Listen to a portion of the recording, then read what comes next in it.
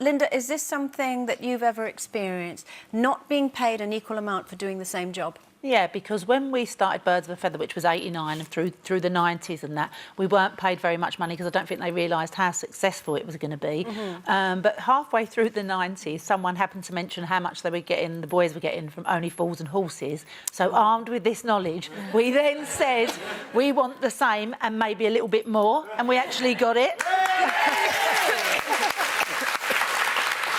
Now, the BBC Director General, Lord Hall, has said that the BBC gender pay gap across the organisation is 10%, compared with an 18% gap across the UK as a whole.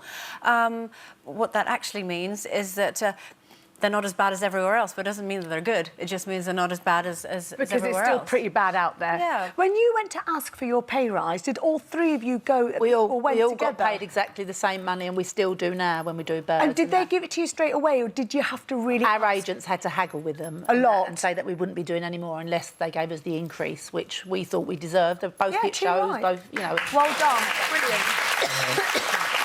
Is that my mum always said? My mum and dad always said, if you don't ask, you don't get. Exactly. True. And we got it. Good. I think, obviously, you know, it feels like a very different world when you're talking about getting agents involved and this sort of thing, and sort of spreading it out to the real world, if you like, Linda. I know you know what I mean by that. Yeah, I do. I can remember doing my first job after leaving college, and I was a graduate. I got a degree in history and politics, and at the time I went into marketing. And the job I got, I started at the same time as a young boy who'd just done his A-levels. And I think we all know what's coming next. So I was in my early 20s. He was 18. He got taken out to meetings. He met clients. He was given the better jobs. And I kind of let it go for a few months, and then basically sat down with my boss and said, what's going on? When am I going to get treated the same? And he just said, oh, this is how it is here. So again, let it go for a little while longer, trying to prove my worth, being a good girl.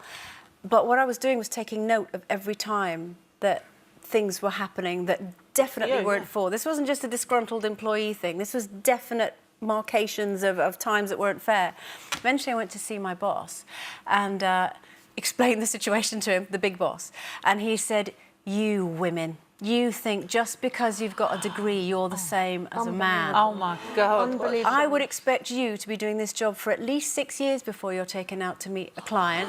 Do you know the best thing that ever happened to me? Because not only did I quit right on the spot, but I also typed up all the diary entries that I'd written, and I sent it to his boss, his boss's boss, his boss's Good for you. boss, and created a very quiet stink, if you like, because I didn't make a big fuss about it. I just told everyone and was taken to one side and said, could you not make such a big fuss out of this? Could you maybe move to a different department and stop complaining? Because 4 other women have brought this up before you and have left the company.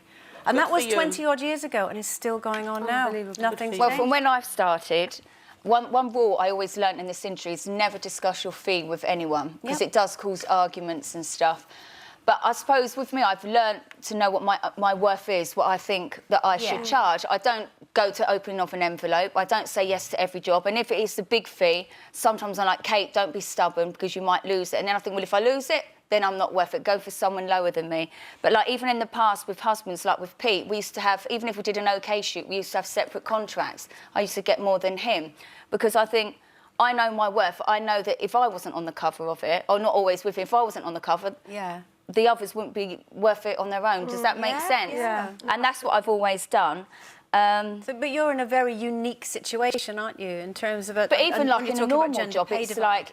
But then when I was nursing, before I was doing modelling, we all sort of got the same. So it's true, the lower the job is, what they say, the pay is sort of same. It's just when you get a higher profile job in anything, I don't know, the money seems to change. But I think women are just as powerful as men. I don't get it myself. Well, I think part of the problem is that actually women in business do lack a lot of confidence because we're not brought up to ask for a pay rise, you know. I mean, when I was on The Apprentice, you know, I was in the final and I remember I was the only woman in the final. I remember one of the directors saying to me, so how do you feel as a woman in the final? And I kind of looked at him. I didn't even see myself in that situation. I just said, well, I'm equal to any man out there, so why does it matter? But, you know, because I was competitive, I was loud, I was in a competition. I was seen as bossy, trouble, mouth of the South, whereas the blokes were pat on the back, assertive, you know, ambitious, competitive, all the good stuff. Whereas because I was a woman, I was trouble and too hard to manage. If you wasn't like that, you wouldn't be where you are today. So some women out there, have some balls, grow a pair. Absolutely, know your worth. Yeah.